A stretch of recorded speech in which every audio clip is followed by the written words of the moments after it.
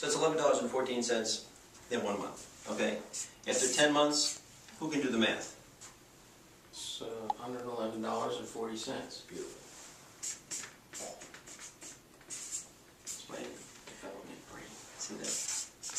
After 2 years, they'd save about $267.46, and after 5 years, assuming that they're still using electricity for 5 years, would be $668.64.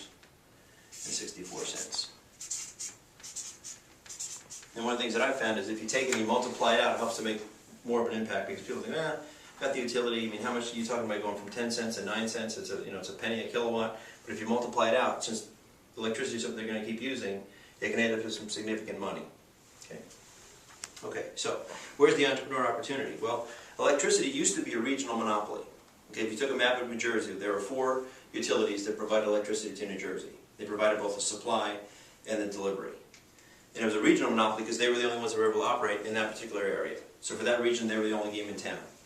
The utility, if you think of it in terms of a juice, like a juice box, you're drinking juice through a straw. The juice is the electricity going through there. The straw is the wire. Okay, they were providing the juice and the straw. Okay, so what we're talking about here with electric choice is just switching the juice. The straw is still the same. Okay. All right. One of the things I like about Vince Lombardi, he used to say in the beginning of training camp, gentlemen, this is a football.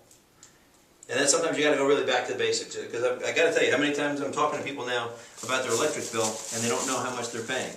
So I'm going to show you, gentlemen, this is a light bulb. So we're going to go right back to the basics. One of the things we're going to do is we're going to take a look at what a bill looks like. Okay? Now, in terms of electricity as a product, one of the things about electricity is it's an unconscious consumable. Right? Until I say this, how many of you thought about leaving the refrigerator going when you left the house this morning? Right? You just automatically leave it on. You just constantly sucking juice all day long, 24/7. So you don't even think about using the product.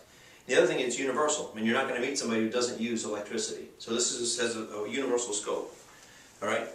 One of the things that I use in terms of analogy is to think about it like the telecom, when the telecom industry deregulated. Right? In the beginning, it was just AT&T. They had all the wires. It was all them. Now, over those wires, they would have 2 types of calls. You could have a local call, which was actually, in New Jersey, was the Bell Operating Company, or long-distance calls were AT&T. So 2 companies using the same wire. Right? Well, after deregulation, MCI and Sprint, they could send their calls over those AT&T wires. It's similar with electric deregulation. It's going to be the same wires. There's still going to be PSE&G or JCP&L. Just going to be a different company that's sending the electricity across. Okay.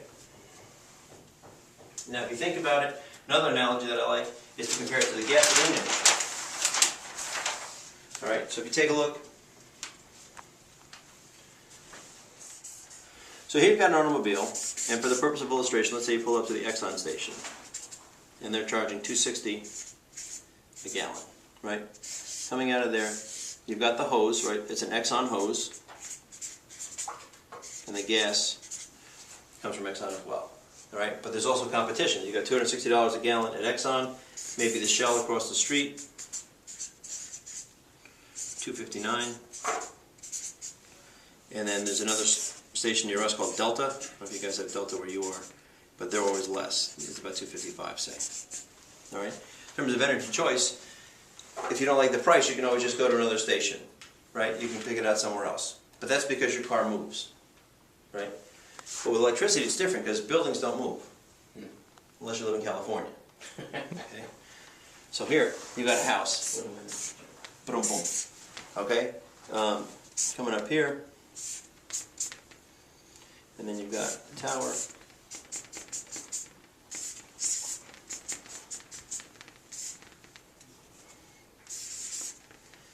And then just hit PSE&G. Okay.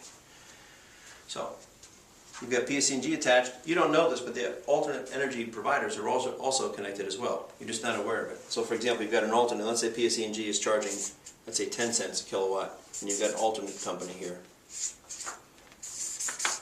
They're charging 9 cents. Right? They're already attached to the grid. Then just like with your car, you've got a meter on the vehicle, right, that tells you whether your tank is full or empty.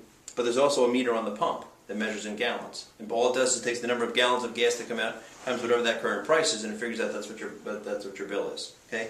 Same way here. You've got a meter on your house, right, or on the office, right, with those different dials, and they just measure at the beginning of the month and the end of the month. They subtract to figure how many kilowatts you've used based on the price that particular provider is charging you, and that's your bill for the month. Okay.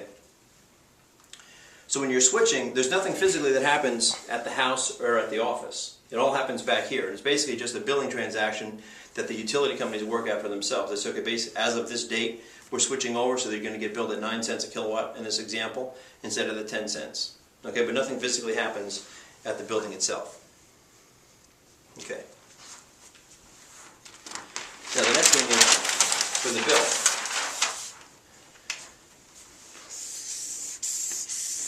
Okay. The bill is essentially divided up into a couple different parts. One of those is going to be the delivery charge. And that's something that's always going to stay with the utility. That doesn't get changed. All right? But what does change is the supply portion. Now, if you haven't done anything, it would still say PSE&G if you're in the PSE&G area. When you switch, it would have the new company, alt company, in there. All right. So what happens is, for example, and typically it's about a 2-to-1 ratio. So if you figure, if you just for illustration, if you're spending about $100 for the supply, it's about $50 for the delivery. It's about 2-to-1. Okay. So what we're talking about is reducing the charge for the supply. Right. So if you save 10%, you'd be saving 10% on the supply. So that means that instead of 100, this would drop down to 90. All right. So instead of 100 plus 50, instead of it being 150 total, it would be 140.